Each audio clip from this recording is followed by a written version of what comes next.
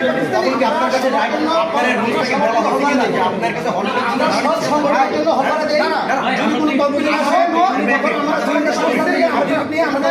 আপনার কাছে আপনি কি জানেন না? আপনি জানতে চান না? ভাড়া নিয়ে কি করবে সেখানে? আপনি কি জানার রাইট নেই? আপনি আপনি প্রবেশ কর্তৃপক্ষ আপনি জানবেন না এটা? এখন তো আপনারা দেখছেন, তাহলে আপনারা কেন প্রতিবাদ করেন না?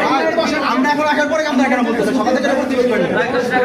বিহারী মহাজিরা রয়েছেন, তারা 46-এ বিহারে অত্যন্ত ম্যাসাকার অবস্থায় তাদেরকে এসেছিলেন।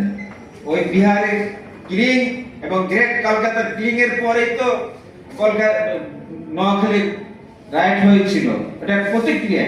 কিন্তু গান্ধী এখানে এসেছেন, এখানে এসে শুধু একদিনের জন্য না, অনেক দিনের জন্য এখানে তিনি অবস্থান করছেন তাদের হিন্দুকে রক্ষা করার জন্য। কিন্তু বিহারি মুসলমান